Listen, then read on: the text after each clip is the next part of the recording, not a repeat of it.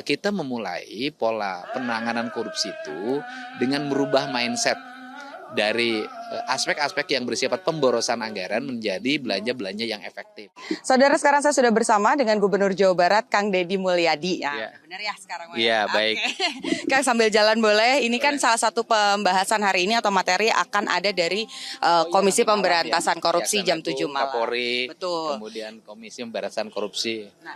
Baik. Nah, ini kan Jawa Barat beberapa kali, bahkan khususnya Bandung, Cimahi ini jadi catatan, Kang, karena setiap ganti wali kota atau misalnya ganti kepala daerah ini kena terus kasus korupsi. Kang Deddy, ada kebijaksanaan baru kah supaya nggak keulang lagi? Yang pertama, saya sejak awal sekarang sudah mulai membangun komunikasi dengan para kepala daerah kabupaten kota ya. Khusus untuk daerah yang jadi langganan, kata orang Sunda tuh lelesakeun ya. Itu saya termasuk yang ingetin.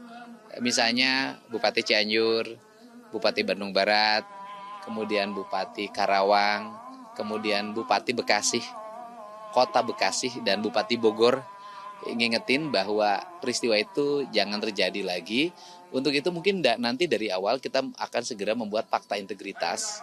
Setelah fakta integritas kita akan membuat kerjasama pendampingan terhadap seluruh rangkaian kegiatan pembangunan. Itu kan di Kejaksaan itu ada tim pendampingan yang bisa membantu para kepala daerah, khususnya para kepala dinas dan pejabat pembuat komitmen untuk melaksanakan kegiatan-kegiatan pembangunan secara transparan.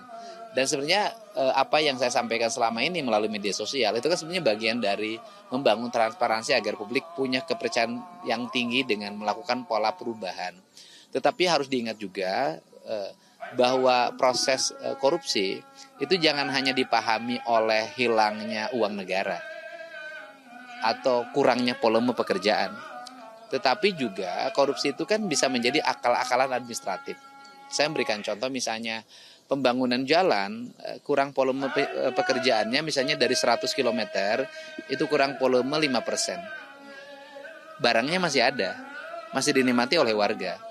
Tapi kegiatan bikin alat tulis kantor, kegiatan-kegiatan yang bersifat imajinatif ya seminar-seminar, sosialisasi, fasilitasi, kunjungan kerja, studi banding dan sejenisnya, menghabiskan anggaran ratusan miliar, rakyat tidak menikmati sama sekali. Sehingga kita memulai pola penanganan korupsi itu dengan merubah mindset dari aspek-aspek yang bersifat pemborosan anggaran menjadi belanja-belanja yang efektif. Dan itu saya memberikan contoh di Jabar misalnya kan. Sebelum saya analisis, belanja yang tidak penting itu mencapai 5,5 triliun. Ketika 5,5 triliunnya kemudian digeser untuk pembangunan sekolah, jalan, jaringan listrik, jaringan air bersih, pembangunan rumah rakyat miskin, kemudian PJU, kemudian pengembangan pendidikan berkarakter, itu kan jauh lebih terarah. Kemudian layanan kesehatan, ini kan yang menjadi fokus. Sehingga hari ini saya mengajak pada semua dengan spirit yang sama, mari kita melakukan pengelolaan keuangan dengan membelanjakan belanja pemerintah ke arah yang bersifat produksi dan investasi. Nah, tapi Kang, urusan soal transparansi, soal kemudian ada pendampingan dari Kejaksaan atau dari KPK itu sudah dari lama sudah kita dengar juga, baik itu dari KPK ataupun juga dari Kejaksaan. Tapi rantainya nggak keputus nih, Kang. Ya. Masih tetap ada pihak swasta yang iseng supaya dapat tender, kepala daerah juga tergoda. Nah, kira-kira apa yang biar ada efek jerahnya gitu, Kang? Ya, kalau gini, seluruh rangkaian dilakukan saja secara terbuka. Nggak ada masalah. Misalnya pemenang tender umumin aja sih secara terbuka. Sekarang kan belum begitu terbuka diumumin kan. Kemudian yang menang itu siapa? Kan itu sudah bisa diakses. Portalnya harus diperkuat. Nah kalau sudah portalnya diperkuat, webnya diperkuat, situsnya diperkuat gitu loh.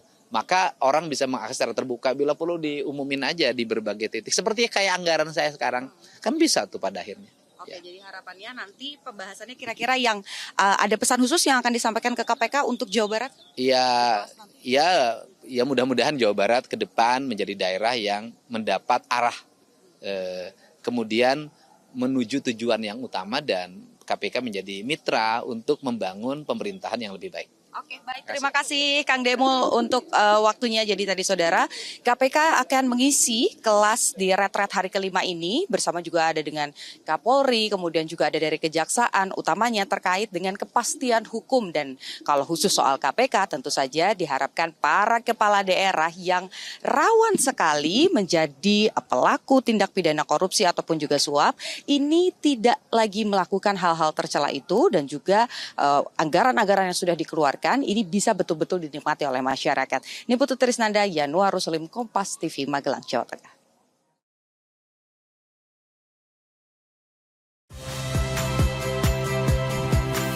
Saya Ihsan Sitorus. Saksikan program-program Kompas TV melalui siaran digital, pay TV, dan media streaming lainnya. Kompas TV, independen, terpercaya.